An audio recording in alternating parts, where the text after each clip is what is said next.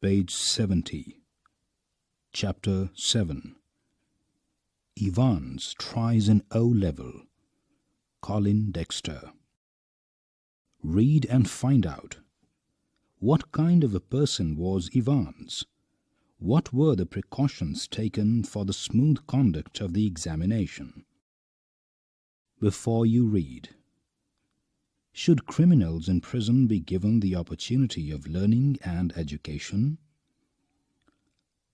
Dramatis personae. The Secretary of the Examinations Board, the Governor of H.M. Prison, Oxford, James Evans, a prisoner, Mr. Jackson, a prison officer, Mr. Stephens, a prison officer, the Reverend S. McLeary, an invigilator, Mr. Carter, Detective Superintendent, Mr. Bell, Detective Chief Inspector. All precautions have been taken to see to it that the O-level German examination arranged in the prison for Evans does not provide him with any means of escape. It was in early March when the Secretary of the Examinations Board received the call from Oxford Prison. "It's a slightly unusual request, Governor, but I don't see why we shouldn't try to help. Just the one fellow, you say?" Page 71. That's it.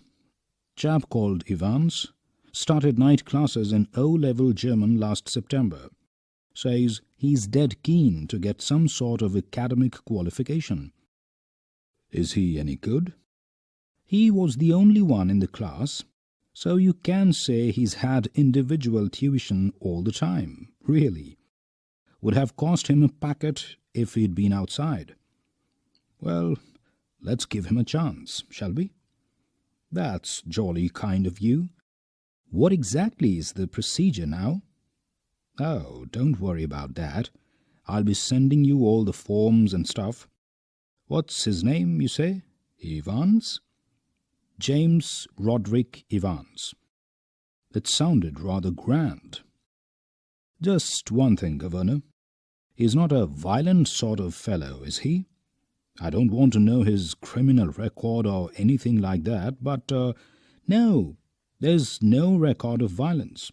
Quite a pleasant sort of chap, they tell me. Bit of a card, really. One of the stars at the Christmas concert. Imitations. You know, the sort of thing, Mike Yarwood stuff? No, he's just a congenital kleptomaniac, that's all. The Governor was tempted to add something else, but he thought better of it. He'd look after that particular side of things himself.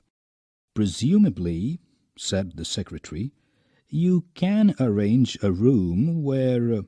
No problem. He's in a cell on his own. If you've no objections, he can sit the exam in there. That's fine. And we could easily get one of the parsons from St. Mary Mag's to invigilate. If that's... fine, yes. They seem to have a lot of parsons there, don't they? The two men chuckled good-naturedly, and the Secretary had a final thought. At least there's one thing. You shouldn't have much trouble keeping him incommunicado, should you? The Governor chuckled politely once more, reiterated his thanks, and slowly cradled the phone. Evans. Page 72. Evans the Break, as the prison officers called him. Thrice he had escaped from prison, and but for the recent wave of unrest in the maximum security establishments up north, he wouldn't now be gracing the Governor's premises in Oxford, and the Governor was going to make absolutely certain that he wouldn't be disgracing them. Not that Evans was a real burden, just a persistent, nagging presence. He'd be all right in Oxford, though. The Governor would see to that, would see to it personally. And besides, there was just a possibility that Evans was genuinely interested in O-level German. Just a slight possibility. Just a very slight possibility.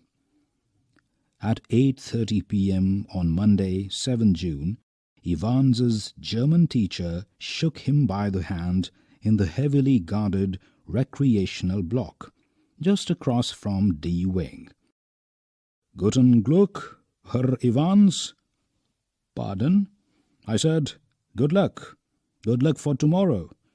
"Oh, thanks. Danke schon? You haven't a cat in hell's chance of getting through, of course, but I may surprise everybody," said Evans. At 8:30 the following morning, Evans had a visitor. 2 visitors, in fact. He tucked his grubby string vest into his equally grubby trousers and stood up from his bunk, smiling cheerfully. "Morning, Mr. Jackson. This is indeed an honor." Jackson was the senior prison officer on D Wing, and he and Evans had already become warm enemies. At Jackson's side stood Officer Stephens, a burly, surly-looking man, only recently recruited to the profession. Jackson nodded curtly. "And how's our little Einstein this morning, then?" "Wasn't a mathematician, Mr. Jackson. I think he was a Jew, Mr. Jackson." Evans's face was unshaven, and he wore a filthy-looking red and white bobble hat upon his head. "Give me a chance, Mr. Jackson. I was just going to shave when you bust in." Page 73. "Which reminds me," Jackson turned his eyes on Stephens, "make sure you take his razor out of the cell when he's finished scraping that ugly mug of his. Clear? One of these days he'll do us all a favor and cut his bloody throat." For a few seconds Evans looked thoughtfully at the man standing ramrod straight in front of him. A string of Second World War medals proudly paraded over his left breast pocket. "Mr. Jackson, was it you who took my nail scissors away?" Evans had always worried about his hands. "And your nail file, too." "Look." For a moment Evans's eyes smouldered dangerously, but Jackson was ready for him. "Orders of the governor, Evans." He leaned forward and leered, his voice dropping to a harsh, contemptuous whisper. "You want to complain?" Evans shrugged his shoulders lightly. The crisis was over. "You've got half an hour to smarten yourself up, Evans, and take that bloody hat off." "Me at, huh?" Evans put his right hand lovingly on top of the filthy woolen and smiled sadly. "Do you know, Mr. Jackson, it's the only thing that's ever brought me any sort of luck in life. Kind of lucky charm, if you know what I mean. And today I thought, well, with me exam and all that." Buried somewhere in Jackson was a tiny core of compassion, and Evans knew it. Page 74. "Just this once, then, Shirley Temple?" If there was one thing that Jackson genuinely loathed about Evans, it was his long, wavy hair. "And get shaving?" At 8:45 the same morning, the Reverend Stuart McLeary left his bachelor flat in Broad Street and stepped out briskly towards Carfax. The weatherman reported temperatures considerably below the normal for early June, and a long black overcoat and a shallow-crowned clerical hat provided welcome protection from the steady drizzle which had set in half an hour earlier, and which now spattered the thick lenses of his spectacles. In his right hand he was carrying a small brown suitcase, which contained all that he would need for his morning duties, including a sealed question paper envelope, a yellow invigilation form, a special authentication card from the examinations board, a paper knife, a Bible. He was to speak to the Women's Guild that afternoon on the Book of Ruth, and a current copy of the Church Times. The 2-hour examination was scheduled to start at 9:15 a.m. Evans was lathering his face vigorously when Stephens brought in 2 small square tables and set them opposite each other in the narrow space between the bunk on the one side and on the other a distempered stone wall. Next, Stephens brought in 2 hard chairs, the slightly less battered of which he placed in front of the table, which stood nearer the cell door. Jackson put in a brief final appearance. "Behave yourself, laddie." Evans turned and nodded. "And these," Jackson pointed to the pin-ups, "off." Evans turned and nodded again. "I was going to take them down anyway. A minister, isn't he? The chap coming to sit in, I mean." "And how did you know that?" asked Jackson quietly. "Well, I had to sign some forms, didn't I? And I couldn't help." Evans drew the razor carefully down his left cheek and left a neat swath in the white lather. "Can I ask you something, Mr. Jackson?" Page 75. "Why did they have to bug me in this cell?" He nodded his head vaguely to a point above the door. "Not a very neat job," conceded Jackson. They don't honestly think I'm going to try to—" "They're taking no chances, Evans. Nobody in his senses would take any chance with you." "Who's going to listen in?" "I'll tell you who's going to listen in, laddie. It's the governor himself. See?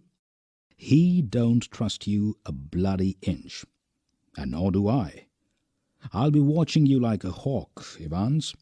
So keep your nose clean. Clear?" He walked towards the door. Evans nodded. He had already thought of that, and number 2 handkerchief was lying ready on the bunk, a neatly folded square of off-white linen. "Just one more thing, Einstein." "Yeah? What's that?" "Good luck, old son."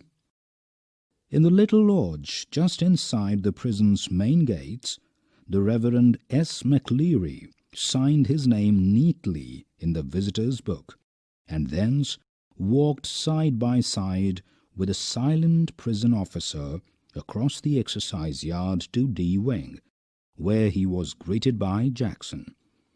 The wing's heavy outer door was unlocked and locked behind them, the heavy inner door the same, and McLeary was handed into Stephens' keeping. "Get the razor?" murmured Jackson. Stephens nodded. "Well, keep your eyes skinned. Clear?" Stephens nodded again, and McLeary, his feet clanging up the iron stairs, followed his new guide, and finally stood before a cell door, where Stephens opened the peephole and looked through. "That's him, sir." Evans, facing the door, sat quietly at the farther of the 2 tables, his whole attention riveted to a textbook of elementary German grammar. Stephens took the key from its ring, and the cell lock sprang back with a thudded, metallic twang. Page 76. It was 9:10 a.m. when the governor switched on the receiver. He had instructed Jackson to tell Evans of the temporary little precaution. That was only fair. As if Ivans wouldn't spot it. But wasn't it all a bit theatrical? Schoolboyish, almost? How on earth was Ivans going to try anything on today? If he was so anxious to make another break, why in heaven's name hadn't he tried it from the recreational block? Much easier. But he hadn't. And there he was now, sitting in a locked cell, all the prison officers on the alert. 2 more locked doors between his cell and the yard, and a yard with a wall as high as a haystack. Yes, Ivans was as safe as houses. Anyway, it wouldn't be any trouble at all to have the receiver turned on for the next couple of hours or so. It wasn't as if there was going to be anything to listen to, was it? Amongst other things, an invigilator's duty was to ensure that the strictest silence was observed. But still that little nagging doubt. Might Ivans try to take advantage of McCleary? Get him to smuggle in a chisel or two, or a rope ladder, or... The governor sat up sharply. It was all very well getting rid of any potential weapon that Ivans could have used. But what about McCleary? What if, quite unwittingly, the innocent McCleary had brought in something himself? A jackknife, perhaps? And what if Ivans held him hostage with such a weapon? The governor reached for the phone. It was 9:12 a.m. The examinee and the invigilator had already been introduced by Stephens when Jackson came back and shouted to McCleary through the cell door. "Can you come outside a minute, sir?" "You too, Stephens." Jackson quickly explained the governor's worries, and McCleary patiently held out his arms at shoulder level whilst Jackson lightly frisked his clothes. "Something hard here, sir?" "My reading glasses," replied McCleary, looking down at the spectacle case. Jackson quickly reassured him, and bending down on the landing, thumb-flicked the catches on the suitcase. Page 77. He picked up each envelope in turn, carefully passed his palms along their surfaces, and seemed satisfied. Read and find out. Will the exam now go as scheduled? He riffled cursorily through a few pages of Holy Writ and vaguely shook the Church Times. All right, so far. But one of the objects in McCleary's suitcase was puzzling him sorely. "Do you mind telling me why you've brought this, sir?" He held up a smallish, semi-inflated rubber ring, such as a young child with a waist of about 12 inches might have struggled into. McCleary's hitherto amiable demeanour was slightly ruffled by this tasteless little pleasantry, and he answered Jackson somewhat sourly. "If you must know, I suffer from hemorrhoids, and when I'm sitting down for any length of time—" "Very sorry, sir. I didn't mean to, The embarrassment was still reddening Jackson's cheeks when he found the paper knife at the bottom of the case. "I think I'd better keep this, though, if you don't mind, that is, sir." It was 9:18 a.m. before the governor heard their voices again, and it was clear that the examination was going to be more than a little late in getting under way. "McCleary, you've got a watch?" "Ivans." "Yes, sir." "McCleary, I'll be telling you when to start and again when you've 5 minutes left. All right?" Silence. There's plenty more of this writing paper should you need it. Silence. Now, write the name of the paper. 021-1 in the top left-hand corner. Silence. In the top right-hand corner, write your index number 313. And in the box just below that, write your center number 271. All right? Page 78. Silence. 9:20 a.m. McCleary. I'm now going to... Evans. He's not going to stay here, is he? McCleary. I don't know about that. Stephens. Mr. Jackson's given me strict instructions to... Evans. How am I supposed to concentrate on my exam with someone breathing down my neck? Christ! Sorry, sir. I didn't mean... The governor reached for the phone. Jackson? Ah, good. Get Stephens out of that cell, will you? I think we are perhaps overdoing things. As you wish, sir. The governor heard the exchanges in the cell, heard the door clang once more, and heard McCleary announce that the examination had begun at last. It was 9:25 a.m., and there was a great calm. At 9:40 a.m., the examinations board rang through, and the assistant secretary, with special responsibility for modern languages, asked to speak to the governor. The examination had already started, no doubt. A quarter of an hour ago. Yes. Well, there was a correction slip which some fool had forgotten to place in the examination package. Very brief. Could the governor please... Yes, of course.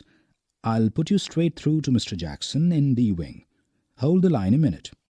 Was this the sort of thing the governor had feared? Was the phone call a fake? Some signal? Some secret message? But he could check on that immediately. He dialed the number of the examinations board, but heard only the staccato bleeps of a line engaged. But then the line was engaged, wasn't it? Yes. Not very intelligent, that. 2 minutes later, he heard some whispered communications in the cell, and then McCleary's broad Scots voice. Will you please stop writing a wee while, Mr. Evans, and listen carefully? Candidates suffering German 021-1 should note the following correction.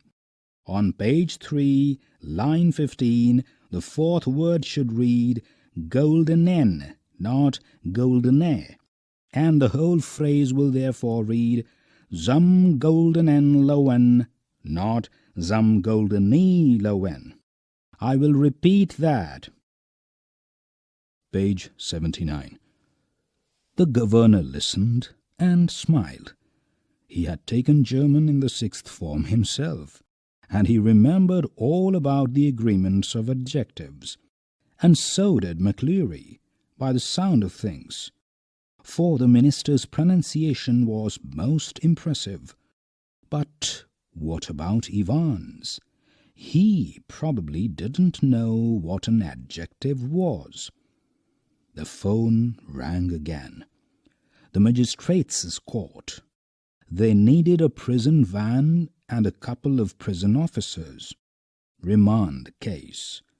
And within 2 minutes, the governor was wondering whether that could be a hoax. He told himself not to be so silly. His imagination was beginning to run riot. Evans. For the first quarter of an hour, Stephens had dutifully peered through the peephole at intervals of 1 minute or so, and after that, every 2 minutes. At 10:45 a.m., everything was still all right as he looked through the peephole once more. It took 4 or 5 seconds, no more. What was the point? It was always more or less the same. Evans, his pen between his lips, sat staring straight in front of him towards the door, seeking, it seemed, some sorely needed inspiration from somewhere. And opposite him, McLeary, seated slightly askew from the table now, his face in semi-profile, his hair, as Stephens had noticed earlier, amateurishly clipped pretty closely to the scalp, his eyes behind the pebble lenses peering short-sightedly at the church times, his right index finger hooked beneath the narrow clerical collar, and the fingers of the left hand, the nails meticulously manicured, slowly stroking the short black beard. At 10:50 a.m., the receiver crackled to life, and the governor realized he had almost forgotten Evans for a few minutes. Evans. "Please, sir." "Please, sir." "Would you mind if I put a blanket round me shoulders, sir? It's a bit parky in here, isn't it?" Silence. Page 80. "There's one on me bunk here, sir." McLeary. "Be quick about it." Silence. At 10:51 a.m., Stephens was more than a little surprised to see a grey regulation blanket draped round Evans's shoulders, and he frowned slightly and looked at the examinee more closely. But Evans, the pen still between his teeth, was staring just as vacantly as before, blankly beneath a blanket. Should Stephens report the slight irregularity? Anything at all fishy, hadn't Jackson said? He looked through the peephole once again, and even as he did so, Evans pulled the dirty blanket more closely to himself. Was he planning a sudden Batman leap to suffocate McLeary in the blanket? Don't be daft. There was never any sun on this side of the prison, no heating either during the summer months, and it could get quite chilly in some of the cells. Stephens decided to revert to his earlier every-minute observation. At 11:20 a.m., the receiver once more crackled across the silence of the governor's office, and McLeary informed Evans that only 5 minutes remained. The examination was almost over now, but something still gnawed away quietly in the governor's mind. He reached for the phone once more. At 11:22 a.m., Jackson shouted along the corridor to Stephens. The governor wanted to speak with him. "Hurry, man!" Stephens picked up the phone apprehensively and listened to the rapidly spoken orders. Stephens himself was to accompany McLeary to the main prison gates. Understood? Stephens personally was to make absolutely sure that the door was locked on Evans after McLeary had left the cell. Understood? Understood. At 11:25 a.m., the governor heard the final exchanges. Page 81. McLeary. "Stop writing, please." Silence. "Put your sheets in order and see they're correctly numbered." Silence. Scraping of chairs and tables. Evans. "Thank you very much, sir." McLeary. "All right, was it?" Evans. "Not too bad." McLeary. "Good. Mr. Stephens?" The governor heard the door clang for the last time. The examination was over. "How did he get on, do you think?" asked Stephens as he walked beside McLeary to the main gates. "Hotch. I kinda think he's distinguished himself, I'm afraid." His Scots accent seemed broader than ever, and his long black overcoat, reaching almost to his knees, fostered the illusion that he had suddenly grown slimmer. Stephens felt pleased that the governor had asked him and not Jackson to see McLeary off the premises. And all in all the morning had gone pretty well. But something stopped him from making his way directly to the canteen for a belated cup of coffee. He wanted to take just one last look at Evans. It was like a program he'd seen on TV, about a woman who could never really convince herself that she had locked the front door when she had gone to bed. Often she had got up 12, 15, sometimes 20 times to check the bolts. Read and find out. Did the governor and his staff finally heave a sigh of relief? He re-entered D-Wing, made his way along to Evans's cell, and opened the peephole once more. Oh, no! Christ, no! There, sprawled back in Evans's chair, was a man. For a semi-second, Stephens thought it must be Evans, a grey regulation blanket slipping from his shoulders. The front of his closely cropped, irregularly tufted hair awash with fierce red blood, which had dripped already through the small black beard, and was even now spreading horribly over the white clerical collar and down into the black clerical front. Page 82. Stephens shouted wildly for Jackson, and the words appeared to penetrate the curtain of blood that veiled McLeary's ears, for the minister's hand felt feebly for a handkerchief from his pocket, and held it to his bleeding head, the blood seeping slowly through the white linen.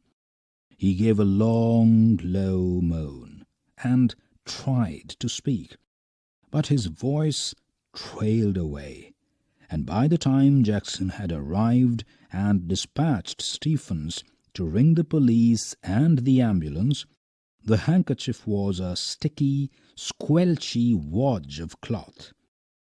McLeary slowly raised himself, his face twisted tightly with pain.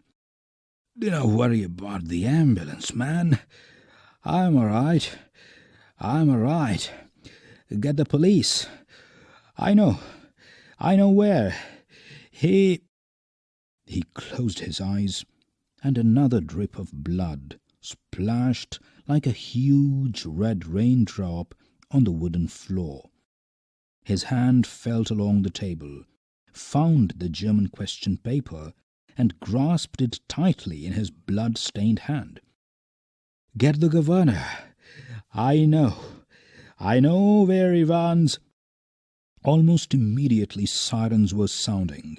Prison officers barked orders. Puzzled prisoners pushed their way along the corridors. Doors were banged and bolted, and phones were ringing everywhere. And within a minute, McLeary, with Jackson and Stephens supporting him on either side, his face now streaked and caked with drying blood, was greeted in the prison yard by the governor, perplexed and grim. "We must get you to hospital immediately. I just don't—" "You've called the police?" Yes. They're on their way, but I'm all right. Look here." Awkwardly, he opened the German question paper and thrust it before the governor's face. "It's there. Do you see what I mean?" The governor looked down and realized what McLeary was trying to tell him. A photocopied sheet had been carefully and cleverly superimposed over the last, originally blank, page of the question paper. Page 83. "You see what they've done, Governor? You see?" His voice trailed off again, as the governor, dredging the layers of long-neglected learning, willed himself to translate the German text before him. "Sie sollen dem schon verbetreten Plan genau folgen.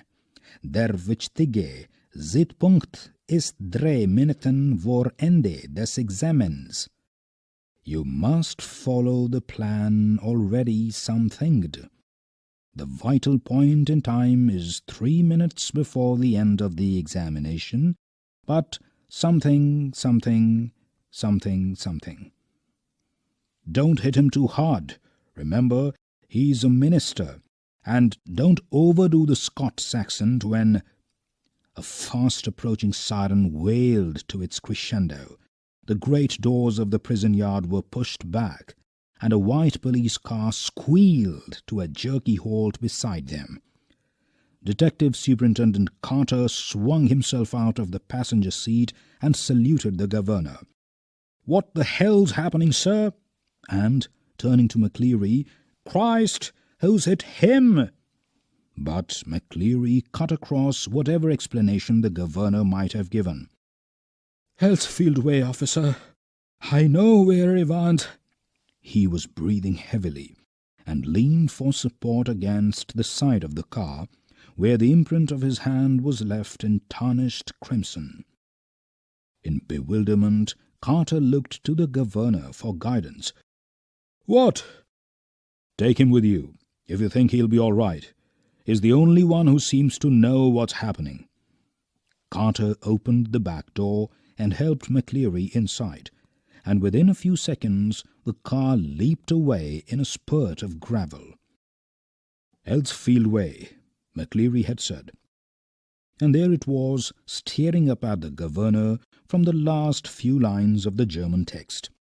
From Elsfield Way Drive to the Headington roundabout, where, yes, of course, the examinations board was in Elsfield Way, and someone from the board must have been involved in the escape plan from the very beginning.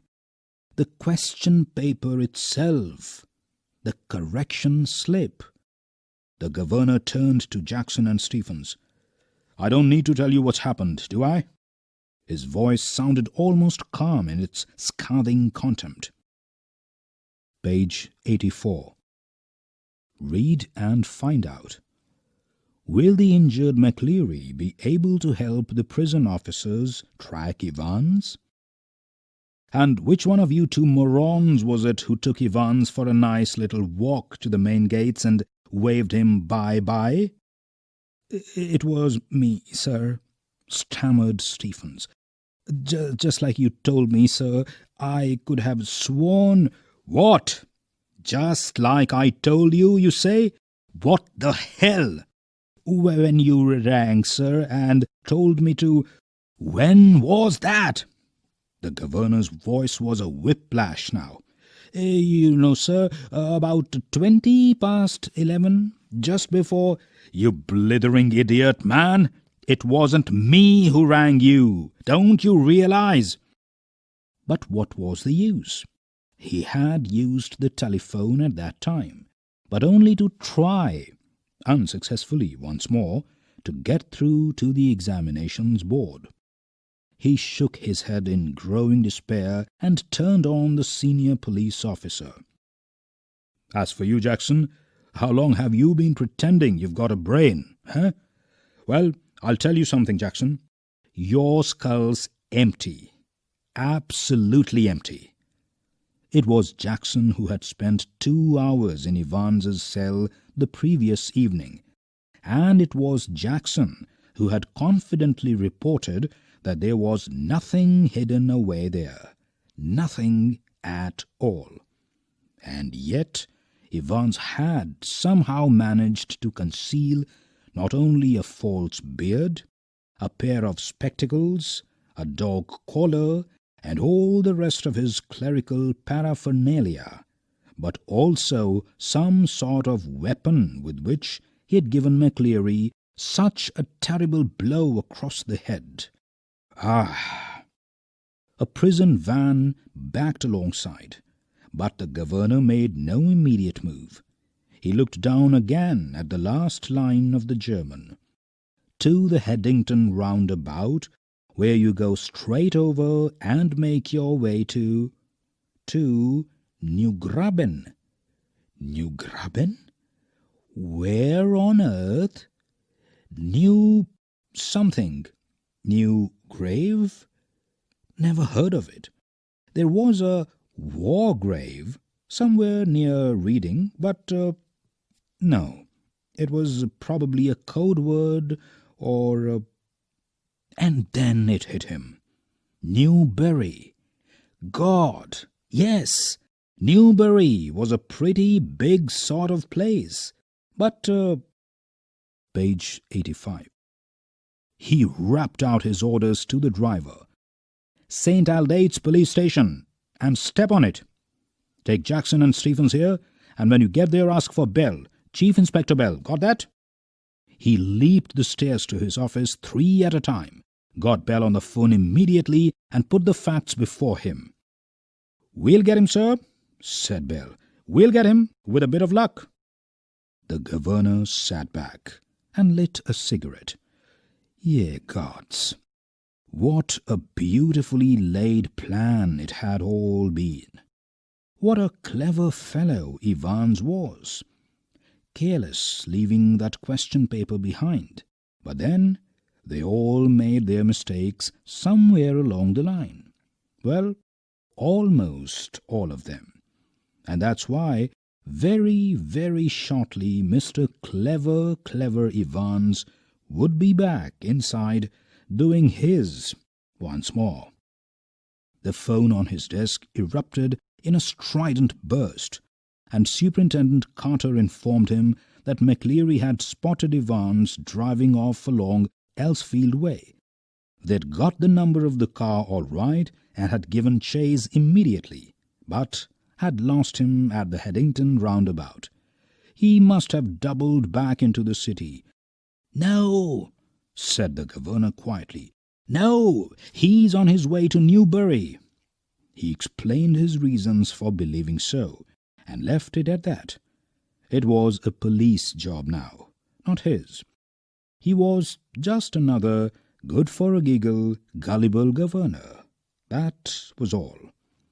By the way, Carter, I hope you managed to get McLeary to the hospital, all right?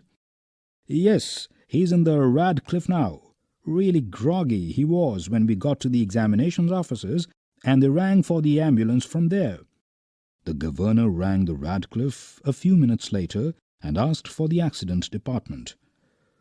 McLeary, you say? Yes, he's a parson.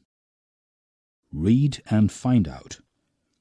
Will the clues left behind on the question paper put Evans back in the prison again? Page 86. I don't think there's anyone. Yes, there is. You'll find one of your ambulances picked him up from Elsfield Way about... Oh, that! Yes, we sent an ambulance all right, but when we got there, the fellow had gone. No one seemed to know where he was. Just vanished. Not a sign. But the governor was no longer listening, and the truth seemed to hit him with an almost physical impact somewhere in the back of his neck. A quarter of an hour later they found the Reverend S. McLeary securely bound and gagged in his study in Broad Street. He'd been there, he said, since 8:15 a.m., when 2 men had called, and inquiries in Newbury throughout the afternoon produced nothing at all. And by tea-time, everyone in the prison knew what had happened. It had not been Evans impersonating McLeary who had walked out. It had been Evans impersonating McLeary who had stayed in. The fish and chips were delicious, and after a gentle stroll round the centre of Chipping Norton, Evans decided to return to the hotel and have an early night. A smart new hat concealed the wreckage of his closely cropped hair, and he kept it on as he walked up to the reception desk of the Golden Lion. It would take a good while for his hair to regain its former glories. But what the hell did that matter? He was out again, wasn't he? A bit of bad luck that when Jackson had pinched his scissors, for it had meant a long and tricky operation with his only razor blade the previous night. But he'd had his good luck too. Just think, if Jackson had made him take his bobble hat off. Phew, that really had been a close call. Still, old Jackson wasn't such a bad fellow. Read and find out. Where did Evans go? One of the worst things, funny really, had been the beard. He'd always been allergic to sticking plaster, and even now his chin was irritatingly sore and red. Page 87. The receptionist wasn't the same girl who had booked him in, but the change was definitely for the better. As he collected his key, he gave her his best smile, told her he wouldn't be bothering with breakfast, ordered the Daily Express, and asked for an early morning call at 6:45 a.m. Tomorrow was going to be another busy day. He whistled softly to himself as he walked up the broad stairs. He'd sort of liked the idea of being dressed up as a minister dog collar and everything. Yes, it had been a jolly good idea for McLeary to wear 2 black fronts, 2 collars. But that top collar? It had kept on slipping off the back stud. And there'd been that one panicky moment when McLeary had only just got his hand up to his neck in time to stop the collars springing apart before Stephen's. They'd got that little problem worked out all right, though. A pen stuck in the mouth whenever the evil eye had appeared at the peephole. Easy. But all that fiddling about under the blanket with the black front and the stud at the back of the collar, that had been far more difficult than they'd ever bargained for. Everything else had gone beautifully smoothly, though. In the car he had found everything they'd promised him. Soap and water, clothes, the map. Yes, the map, of course. The Ordnance Survey map of Oxfordshire. He'd got some good friends, some very clever friends. Christ! He unlocked his bedroom door and closed it quietly behind him, and then stood frozen to the spot, like a man who has just caught a glimpse of the Gorgon. Sitting on the narrow bed was the very last man in the world that Evans had expected or wanted to see. "It's not worth trying anything," said the governor quietly, as Evans' eyes darted desperately around the room. "I've got men all round the place." Well, there were only 2, really, but Evans needn't know that. He let the words sink in. "Women too. Didn't you think the blonde girl in reception was rather sweet?" Evans was visibly shaken. He sat down slowly in the only chair the small room could offer, and held his head between his hands. For several minutes there was utter silence. Page 88. Finally he spoke. "It was that bloody correction slip. I suppose—" "Well?" The governor failed to mask the deep satisfaction in his voice. "There are a few people who know a little German." Slowly, very slowly, Evans relaxed. He was beaten, and he knew it. He sat up at last and managed to smile ruefully. "You know, it wasn't really a mistake. You see, we hadn't been able to fix up any hotel, but we could have worked that some other way. No, the really important thing was for the phone to ring just before the exam finished, to get everyone out of the way for a couple of minutes. So we had to know exactly when the exam started, didn't we? Page 89. And, like a fool, I presented you with that little piece of information on a plate. Well, somebody did. So you see, sir, that correction slip killed 2 little birds with a single stone, didn't it? The name of the hotel for me, and the exact time the exam started the governor nodded. It's a pretty common word. Good job, it is pretty common, sir, or I'd never have known where to come to, would I? Nice name, though. Zum Goldenen Loven. How did you know which golden lion it was? There's hundreds of them. Same as you, Evans. Index number 313, center number 271. Remember? 6 figures. And if you take an Ordnance Survey map for Oxfordshire, you find that the 6-figure reference 313/271 lands you bang in the middle of Chipping Norton. Yeah, you're right, huh? We'd hoped you'd run off to Newbury. We did. Well, that's something, I suppose. That question paper, Evans. Could you really understand all that German? I could hardly. Nah, course I couldn't. I knew roughly what it was all about, but we just hoped it would throw a few spanners in the works, you know, sort of muddle everybody a bit.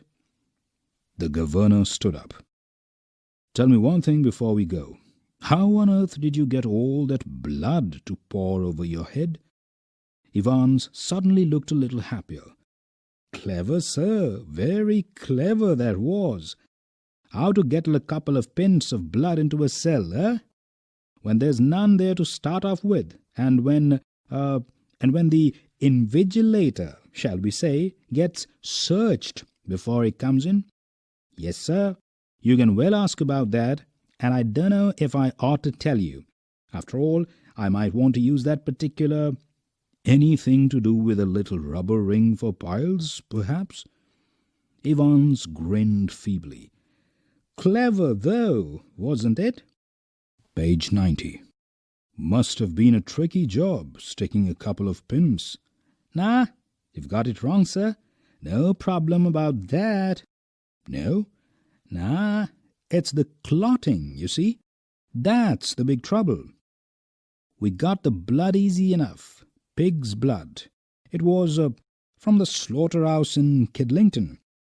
But to stop it clotting, you've got to mix your actual blood. Evans took a breath. With 1/10 of its own volume of 3.8% trisodium citrate. Didn't know that, did you, sir? The governor shook his head in a token of reluctant admiration. We learn something new every day, they tell me. Come on, my lad. Evans made no show of resistance, and side by side the 2 men walked slowly down the stairs. Tell me, Evans, how did you manage to plan all this business? You've had no visitors. I've seen to that. You've had no letters. I've got lots of friends, though. What's that supposed to mean? Me German teacher, for a start. You mean... But he was from the technical college. Was he? Evans was almost enjoying it all now. Ever check up on him, sir? God almighty, there's far more going on than I... Always will be, sir. Everything ready? Asked the governor as they stood by the reception desk. The van's out the front, sir, said the pretty blonde receptionist. Evans winked at her, and she winked back at him. It almost made his day. A silent prison officer handcuffed the recaptured Evans, and together the two men clambered awkwardly into the back seat of the prison van. "See you soon, Evans." It was almost as if the governor was saying farewell to an old friend after a cocktail party. "Cheerio, sir. I was just wondering. I know your German's pretty good, sir, but do you know any more of these modern languages?" "Not very well. Why?" Page 91. Evans settled himself comfortably on the back seat and grinned happily. "Nothing, really. I just happened to notice that you've got some O-level Italian classes coming up next September. That's all." "Perhaps you won't be with us next September, Evans." James Roderick Evans appeared to ponder the governor's words deeply. "No, perhaps I won't," he said. As the prison van turned right from Chipping Norton onto the Oxford Road, the hitherto silent prison officer unlocked the handcuffs and leaned forward towards the driver. "For Christ's sake, get a move on. It won't take him long to find out." "Where do you suggest we make for?" asked the driver in a broad Scots accent. "What about Newbury?" suggested Evans. Page 92. Reading with insight. 1. Reflecting on the story, what did you feel about Evans's having the last laugh? 2. When Stephens comes back to the cell, he jumps to a conclusion and the whole machinery blindly goes by his assumption, without even checking the identity of the injured McLeary. Does this show how hasty conjectures can prevent one from seeing the obvious? How is the criminal able to predict such negligence? 3. What could the governor have done to securely bring back Evans to prison when he caught him at the Golden Lion? Does that final act of foolishness really prove that he was just another good-for-a-giggle, gullible governor? That was all? 4. While we condemn the crime, we are sympathetic to the criminal. Is this the reason why prison staff often develop a soft corner for those in custody? 5. Do you agree that between crime and punishment, it is mainly a battle of wits?